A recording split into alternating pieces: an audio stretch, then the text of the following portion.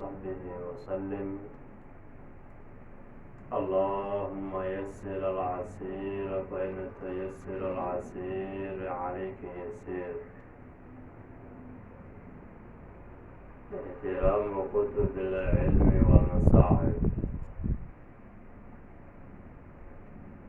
هذا كان احترام كتب المصاحف، كتب العلم، علمي كتب تيسا احترام الدولي والمصاحف، مصاحف كتب توضا احترام الدولي ودرسي دينيها أن كبرنيني كتابكينيها قصيدة النساء المرسلة إلى طلاب العلم لله والآخرة. درسيا ودرسي سديد يتمنى دروس كتاب كينا كامل.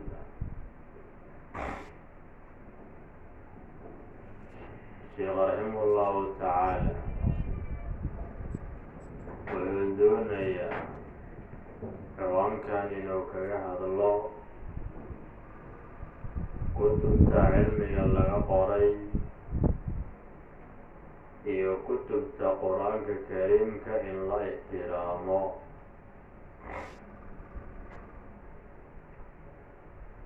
wuxuu yidhi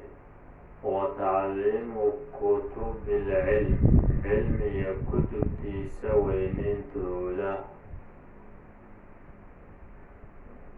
xaqon xaq waa xaqaasoo mu'akadun la adkeeyey, xaqaasoo mu'akadun la adkeeyey calayka dushaada lagu adkeeyey. fasun aliyahaa kutubta ilaali can gubaarin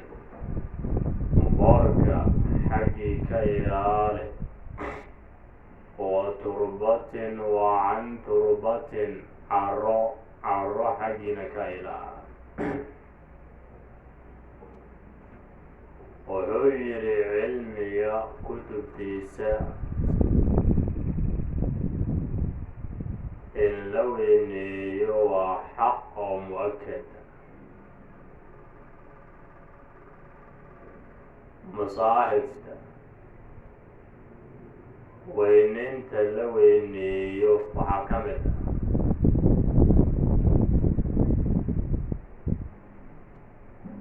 kutubka quraanka oo ilaahay kalaamkiisa subxaanahu wa tacaala inaad adiga meel murtafic adiga saarto oo adiga sida caamada ay falayaan oo kale aadan falin. dadka qaarkooda waxay sameeyaan kitaabkii quraanka ahaa in saligan korkiisa iska saaraan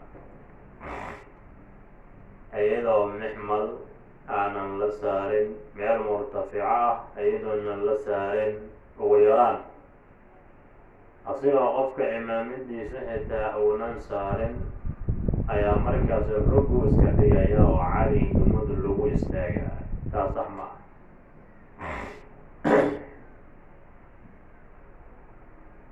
marka kutubta hadday tahay kutubta cilmiga iyo kitaabka quraanka in la weyneeyo waa xaq oo mu'akad ah. adiga kutubtaasi ka dhowr boorayaaluhu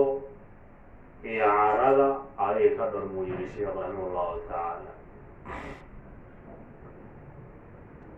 wadacaha kutubta adiga deji makaanan boos adiga deji makaankoo daahiran oo daahir ah, makaankoo laa'iqan makaanka bihaa kutubta u cunumaayo adiga ku day waqul adiga qaado kutubta qaado bixubbin maca xubbin jacayl miciisa qaado bilyamiini midig ku qaado lixurmatin liajli xurmatin xurmo awgeed adiga midigta ku qaado kitaabta xurmeyntiis wuxuu yidhi sheekh raximah allahu tacaala kutubta cilmiga ah adiga deji waxaad dejisaa makaan daahir ah adiga ku deji oo kitaabta kutubka u cunumaayo kutubada u cunumaayo adiga kutubta qaado jecel ku qaado gacanta midigna ku qaado adigoo xurmaynaayo haddii adigoo iska fadhiya kitaab qur-aan lagu soo taago adiga u istaag oo markaasina gacanta midig ku qabso oo dhunkow adigoo xurmaynayo oo weyneynaya kalaamkii ilaahi subxaanahu wa tacaala saasuu ilaahay u weyneeyey kutubta qur-aanka maruu ilaahay ka hadlaa fii suxufin mukarama marfuucatin mudahara buu yidhi ilaahay subxaanahu wa tacaala qur-aanka intaanan la soo dejin ka hor wuxuu ahaa siduu ilaahay inoo sheegayo subxaanahu wa tacaala suxuf oo mukarama ayaa dhexdii uu ku sugnaa kitaabka qur-aanka kariimka marfuucatin haddana la kor yeelayo waxaa loola jeedaa xagga samada ayaa markaasina u ahaa qur-aanka intuunan soo degin ka hor samaa dunya beyt la yidhaahdo baytulciza ayaa qur-aanka halkaas uu ilaahay yeelay subxaanahu wa tacaala iyadoo mudaharo ahoo la dahiray marka adigoo dahaaro la-aan kutubtii inaadaan markaasina soo qaadin adigoo dahaaro la-aan dersiga aadaan raacan waxaasoo dhan waxay ka mid yihiin kutubta markaasina weyninta aada weyneynaysid ya ayna ka mid tahay arrimaha haddii kitaab qur-aan adiga lagu soo taago ha ku qaban gacanta bidix adiga ha ku qabsan gacanta bidixeed waxyaalaha xunxun ayaa lagu qabsadaa siduu nabiga noo sheegay calayhi salaatu wasalaam haddii la istinjoonayo oo kale bidixda unbaa lagu istinjoodaa haddii musqusha la galayo oo kale lugta bidix baa koodii hore la geliyaa ilaa meel qurun baa la galayaa haddii masjidka laga soo baxayo lugta bidix baa la soo hormariyaa ilaan adduunyo iyo waxaan qiimo lahayn baa lasoo wajahayaa wahaakada waxyaalaha mukaramaada ahne waxa weeyaan gacanta midig ayaa markaasina loo isticmaalaa kitaab qur-aan haddii lagu soo taagay kutub cilmiba adiga gacanta bidixa u taagan waxa kusoo qabsan gacanta midig markaas inaad u taagato adigoo xurmaynaya weyneynaya aada soo qabsato oo dhunkoota a la doonayaaba imaamulbaqawi ilaahay akaraale noqde wuxuu ahaa midan cilmiga daraasaynaynin ilaa asigoo dhahaaro ku sugan mooyaan waxaa ka taariikheeyey subki ayaa kitaabkiisa dabaqaatu shaaficiyi ugu taariikhiyey fii tarjamati albaqawiy wuxuu yidhi kaana albaqawiyu laa yudarisu kutuba alcilmi ilaa calaa dahaaratin mooya imaamulbaqawi wuxuu ahaa buu yidhi midaan cilmiga aanan diraasaynaynin oo aan aqrinaynin buu ahaa asigoo dhahaaro aan ku sugnayn mar walba dersi inuu aqriyo markuu doono wuu isa qaadan jiray asagoo wayse la-aan xalqa ma fadhiisan jirin oo dersi markaasina ma wanaana gudin jirin alimaam albaqawi raximah allahu tacaala baqawi gurigiisa markuu joogo gaar ahaan qolkiisa oo maktabka ahoo kutubada ay u yaaleen ma geli jirin asigoo wayse la-aan qolka maktabka ma geli jirin asigoo markaasna kutubta asigoo markaasna weyneynayo oo xurmeynayo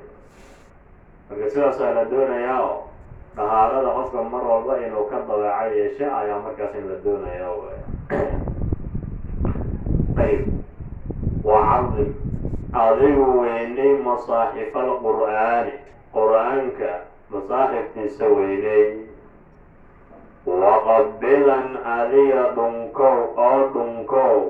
bifiika ay bifamika afkaaga ku dhunkow bihaa kutubta adiga dhunkow waqum istaag lahaa kutubta u istaag bilmaxabati kala jacayl adiga ugu istaag wuxuu masaaxifta qur-aanka adiga markaasina weyney adigoo weyneynayo oo tacliiminaya dhunkow kutubta ayada ah afkaaga ku dhunkow adiga istaag kutubta maxabo iyo kala gaceel adiga ugu istaag markaasna qaybo buu dhahaa sheekh raximah allahu tacaala saasaa la doonaya التمسك هذا كان التمسك خبص شوي بعقيدة أهل السنة سنة أهل كيدا عقيدة ذا الله قبصده والجماعة الجماعة أهل كود أهل كان عقيدة ذا الله قبصده وكن عليه أشعريا أشعري كل نسبية هو العقيدة عقيدة لحدا عليه كوهو يا فتى شابكانو أو اتبع علي راع بالمنصور راع كسعد علي اللي وانت بجنة جنات كل وانت لبوي وحويري علي واحد هاتا أشعاري كل نسبيي علي هو أو عقيدة عقيدة إحدى كوه شابكانو بوي أما علي راع بالمنصور علي راع علي الجنة كل بنت ذي الشيخ رحمه الله تعالى فقو حالر أهل السنة والجماعة عقيدة دينه قصدا يا لدونيا أهل السنة والجماعة عقيدة ذا وكمركاسين وكعقيدة يشاء يا لدونيا عقيدة دي سقفك إنه إلا شرعان بيوفي عنتها عقيدة نقفك سيبوك إلا شنايا وهو مركاسين راعيا أبي الحسن أي راعيا وهو كعقيدة لنا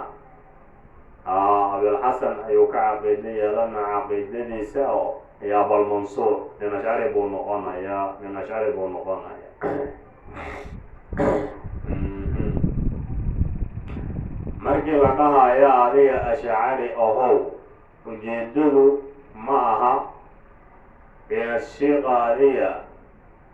aad ku taqliidaysa ma aha caqiidada taqliidka caqiidada markii la joogo waaba xaaraan oo lama ogola waxaa loola jeedaa sheekha fahamka kitaabka ilaahay iyo sunnada nabiga fahamka uu ka fahmay ayaa markaas lagu raacaya weeyaan waxaa la arkaa nimankan bidcada inay ku yidhaahdaan oo xagga caqiidada shubho inay kaga furaan war adiga maxaad u taqliidayda sheekha oo caqiidadaada maxaad adiga qof uga saarsanaysaa maad nabiga calayhi salaatu wasalaam maad adiga markaasine aad ku raacdid ay ku yidhahdaan ala arkaa jawaabtu waxay noqonaysaa marka macnaha in caqiidada lagu taqliidayo lagu maraacayo sheekha waxa lagu raacayaa waxay tahay تقليد كنا وابا صيغ حرام مركي عقيدة لها الله واحد مرة واحد تهاي فهم وكفى من كتاب كلا سنة النبي عليه الصلاة والسلام وياه يا مركا قفك عقيدة سنو قدسنا هذا أدب وفي عنتها هذه قفك عقيدة ونكدسنا وحلارك إن الله صار قبته بداية وصار قبته أو مركز الله مشغوليه وحيا الله سقف وآمن كأهم وياه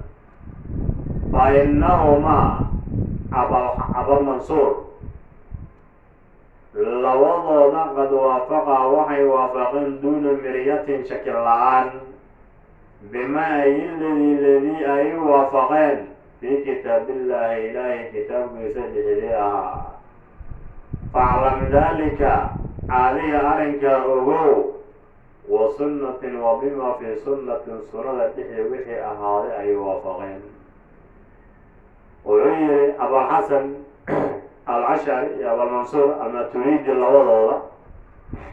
إلا الله راعي وحي تهي علة التبعية وحويان لوضة وحي وافقين شكلان إلهي كتاب كيسوحي أهالي يسنة النوحي أهالي أي وافقين تاهم بالله راعي ويان يعني لغة تقليدة يا حق عقيدة معه ولا تتبع علي الراعي أهواء قوم هويا الشهودة عليها راعي قوم قد تفرقوا كالتين قومك وخاضوا تحت واشين قومك حيارا هو رسم حال أيهم قوم في ضلالات بدعة باضياشي لحدين تحت واشين عليها راعي بولها الشيخ رحمه الله تعالى ويري عليها الراعي قم هوياشوضة عليها راعي وكالتين أيو واسكنح دواشين أيو كوا وروريسن حيارا أما حيارا هذا اللقود هذا الأكرنيو لوضبا ولا أمريا جمع حيران وكنت ماذا قد يقول هذا الوضع كنت ماذا حق الوضع مركا أيوه كوور ورسانا اسكت حتى واشين ركنوا عاصين وحويا علي حرعين قدر لها قراعين بدعلا بعض ياشيدا لهذين مركزين اسكت حتى واشين ركنوا عاصي عليها راعي بولها الشيخ رحمه الله تعالى ولا تتبع عليها راعي أهواء قوم هوياشوا لها راعي قوم كاسو تفرقوا كلتين قومك وقالوا تحت واشين قومك حيارا كور وريسن حال أيهين في ضلالات بدعة ضلالات كالدحية كتحت واشين قوم نعاسي وحاويا عليها الراعي بقرها الشيخ رحمه الله تعالى وعليه كعقيدية له أو عليه أهل السنة عقيدية كعقيدية له وعليه راع هو ومركز سنة أشعار اللون النسبيين عليه هو التمسك بمذهب من المذاهب الأربعة هذا وبالله التوفيق والله سبحانه وتعالى أعلم.